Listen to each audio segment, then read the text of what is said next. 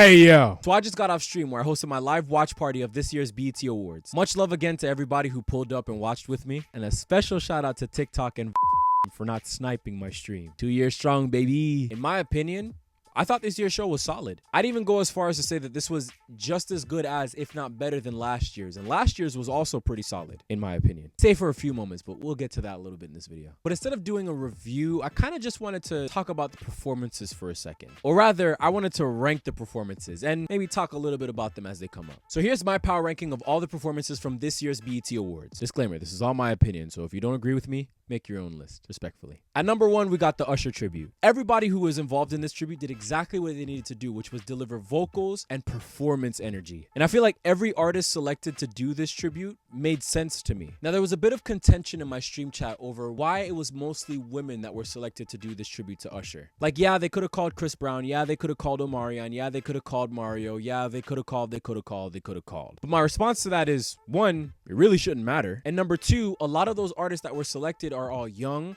current, and of the same ilk of Usher, which is the double threat performer. Even Lotto, she's a double threat performer. She's someone who incorporates dancing in a lot of her performances. Having Lotto, who grew up in Atlanta, to rap Ludacris's verse on Yeah, one of Usher's biggest songs, somehow made sense to me. Having Childish Gambino open up the tribute with You Don't Have to Call was also a really nice touch. If you know, you know. And I really thought that Usher was going to perform after his acceptance speech, which, by the way, somebody needs to upload an uncensored version of that speech because we at home had no idea what he was saying. Salute to Usher though, my king of R&B. At number 2, Lauryn Hill, YG Marley, and Wyclef Jean. We had no idea that Lauryn Hill was gonna bring out Wyclef, first of all. Second of all, good on BET for booking Lauryn Hill to go last because we all know she has a bit of a reputation. But I understand it now. I understand why people wait 30 minutes to an hour for Lauryn Hill to show up to her own concerts. She's really good live. While Lauryn Hill was phenomenal, it was kind of off-putting that the crowd wasn't as engaged as they should have been, which I understand. It was 4 hours. Everybody wanted to go home or to the after party or wherever they were going afterwards. But YG Marley coming out to perform his big tune made all the difference. And Wyclef coming out was just the cherry on top of an already great cake. Like, I know that the Fugees had reunited sometime last year, but the last time that Wyclef and Lauryn Hill were on a BET stage together was in 2005. I remember during that time, a lot of people didn't think that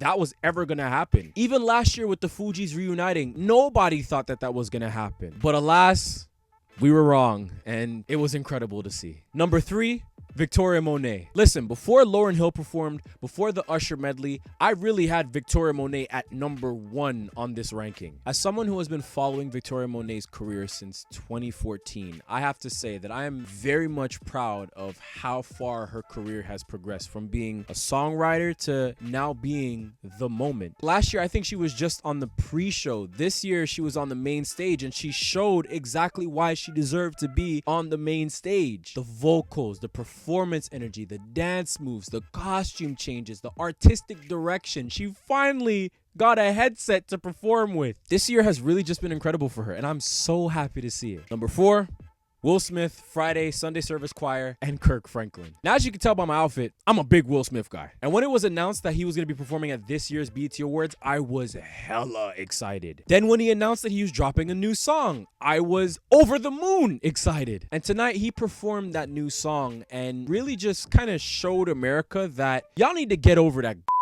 slap. Stephen A. Smith, Shannon Sharp, all these media outlets talking about, oh, how is Bad Boys doing so good in the box office after such a controversial few years that Will Smith is... Shut up. Yeah, but you still gotta address the slap and Shut up. Y'all talking about how his image is irreparable. You guys are probably doing the biggest damage to it by constantly bringing it up. Let it go. Let Will Smith be great. Though I was expecting Will to do a medley of his hits like Summertime, the Fresh Prince of Bel-Air theme song, Switch, Miami, Getting Jiggy With It, but I digress. That being said, I would love a new Will Smith album, and I would love for him to go on tour. And I would love for his ticket prices for his tours to be affordable, especially the meet and greets. Number 5, Megan Thee Stallion. Megan, nobody will ever make me hate you. Her performance was an incredible way to open up the show, and the fact that she's able to still deliver at such a high level despite the fact that she's in the middle of her tour, you'll love to see it. Everything that I just said about Megan also applies to Glorilla. Nothing will ever make me hate you, Glo. And she too is on tour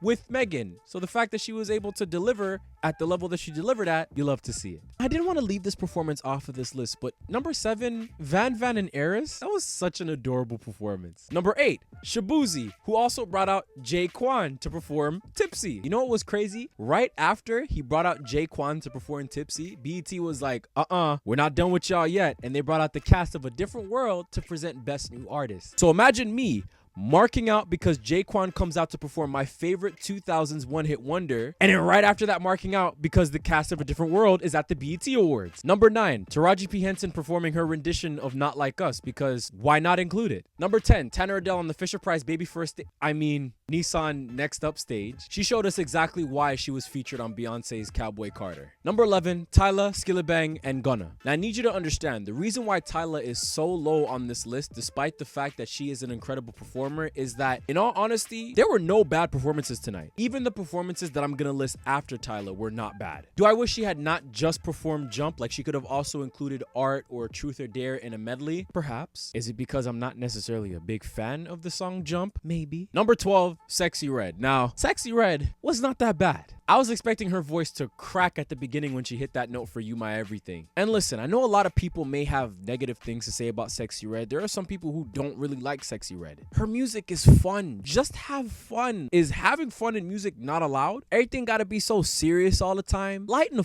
up. At the number 13 slot, we have a two-way tie between Ice Spice and Lotto. Again, there were no bad performances tonight.